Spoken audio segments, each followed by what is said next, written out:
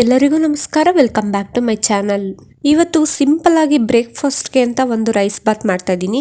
ಅಂದರೆ ಏನನ್ನೂ ರುಬ್ತಾ ಇಲ್ಲ, ಬರೀ ಪೌಡ್ರ್ ಹಾಕಿ ಹೇಗೆ ಮಾಡೋದು ಅಂತ ತೋರಿಸ್ಕೊಡ್ತಾ ಇದ್ದೀನಿ. ಈ ವಿಡಿಯೋನ ಪೂರ್ತಿಯಾಗಿ ನೋಡಿ. ಇನ್ ಕೇಸ್ ಏನಾದರೂ ಇಷ್ಟ ಆಗಿದ್ರೆ ಪ್ಲೀಸ್ ಒಂದು ಲೈಕ್ ಮಾಡಿ, ಶೇರ್ ಮಾಡಿ.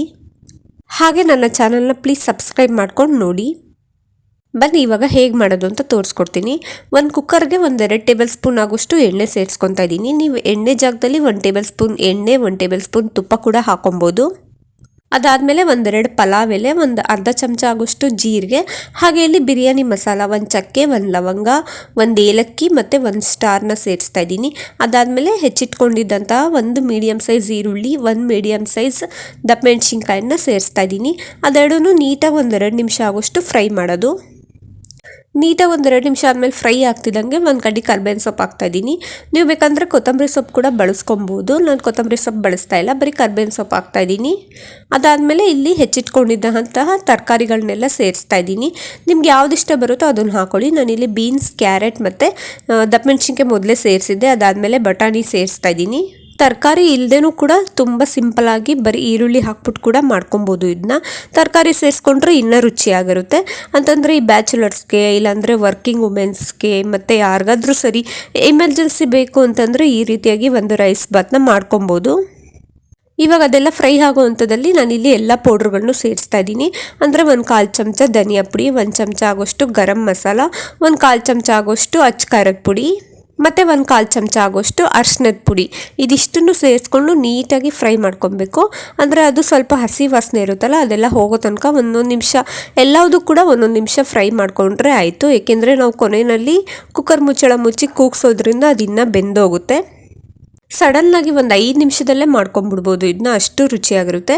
ಇವಾಗ ಅದೆಲ್ಲ ಪೌಡ್ರ್ ಹಾಕಿ ಮಿಕ್ಸ್ ಮಾಡಿದ್ದಾದಮೇಲೆ ಇವಾಗ 1-2 ಟೇಬಲ್ ಸ್ಪೂನ್ ಆಗೋಷ್ಟು ಶುಂಠಿ ಬೆಳ್ಳುಳ್ಳಿ ಪೇಸ್ಟನ್ನು ಹಾಕ್ತಾಯಿದ್ದೀನಿ.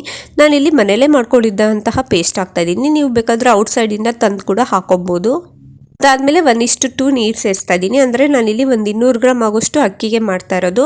ಅದರಿಂದ 200 ಗ್ರಾಮ್ಗೆ 400 ಗ್ರಾಮ್ ಆಗೋಷ್ಟು ನೀರು ಹಾಕಿ, ರುಚಿಗೆ ತಕ್ಕಷ್ಟು ಉಪ್ಪು ಹಾಕಿ ಚೆನ್ನಾಗಿ 3 ನಿಮಿಷ ಆಗೋಷ್ಟು ಜೋರೂರಿ ಕೊಟ್ಟು ಕುದಿಸ್ಕೊತಾ ಇದ್ದೀನಿ. ಈ ರೀತಿಯಾಗಿ 3 ನಿಮಿಷ ಜೋರೂರಿ ಕೊಟ್ಟು ಕುದಿಸ್ಕೊಬೇಕಾಗುತ್ತೆ. ನೀರು ಚೆನ್ನಾಗಿ ಕುದ್ದಿದ್ದು ಆದಮೇಲೆ ನಾವಿಲ್ಲಿ 200 ಗ್ರಾಮ್ ಆಗೋಷ್ಟು ಅಕ್ಕಿನ ತೊಳೆದಿಟ್ಕೊಂಡಿದ್ದೆ, ಅದನ್ನು ಕೂಡ ಸೇರಿಸ್ತಾ ಇದ್ದೀನಿ. ಅದಾದಮೇಲೆ ಒಂದು ಮೀಡಿಯಮ್ ಸೈಜ್ ನಿಂಬೆಹಣ್ಣಿನ ರಸನ ಹಾಕ್ತಾಯಿದ್ದೀನಿ. ಕೊನೆಯಲ್ಲಿ 2 ಟೇಬಲ್ ಸ್ಪೂನ್ ಆಗೋಷ್ಟು ಪುದೀನ ಸೊಪ್ಪನ್ನ ಸೇರಿಸ್ಬಿಟ್ಟು ನೀಟಾಗಿ ಮಿಕ್ಸ್ ಮಾಡ್ಕೊಂಬಿಟ್ರೆ ಆಯಿತು. ಕೊನೆಯಲ್ಲಿ ಕುಕ್ಕರ್ ಮುಚ್ಚಳ ಮುಚ್ಚಿ 3 ವಿಷಲ್ ಕೂಗಿಸ್ಬಿಡ್ತೀನಿ. 3 ವಿಷಲ್ ಕೂಗಿದ್ದು ಆದಮೇಲೆ ಕಂಪ್ಲೀಟಾಗಿ ಕುಕ್ಕರ್ ವಿಷಲ್ ಬಿಟ್ಟು ತನ್ನ ಆಗೋ ತನಕ ವೆಯ್ಟ್ ಮಾಡಿ. ಅದಾದಮೇಲೆ ತೆಗೆದ್ರೆ ನೋಡಿ ಎಷ್ಟು ರುಚಿಯಾಗಿರುವಂತಹ ರೈಸ್ ಬಾತ್ ರೆಡಿಯಾಗಿರುತ್ತೆ. ಕೇವಲ 5 ನಿಮಿಷ ಸಾಕು ಈ ರೀತಿಯಾಗಿ ರೈಸ್ ಬಾತ್ ಮಾಡೋದಕ್ಕೆ. ಸಡನ್ನಾಗಿ ಬೇಕು ಅಂತ 5 ನಿಮಿಷದಲ್ಲೇ ಮಾಡ್ಕೊಂಬಿಡ್ಬೋದು. ಏನು ಮಾಡೋದು ಬ್ರೇಕ್ಫಾಸ್ಟ್ಗೆ ಅಂತ ಯೋಚನೆ ಮಾಡುವಾಗ ಈ ರೀತಿಯಾಗಿ ಸಡನ್ನಾಗಿ ಒಂದು ಬ್ರೇಕ್ಫಾಸ್ಟ್ ರೈಸ್ ಬಾತ್ನ ರೆಡಿ ಮಾಡ್ಕೊಬೋದು. ನೋಡಿ ಸರ್ವ್ ಮಾಡ್ತಾ ಇದ್ದೀನಿ, ಎಷ್ಟು ಚೆನ್ನಾಗಿ ಉದ್ರಾಗಿ ಬಂದಿದೆ ಅಂತ ಅಂದ್ಬಿಟ್ಟು.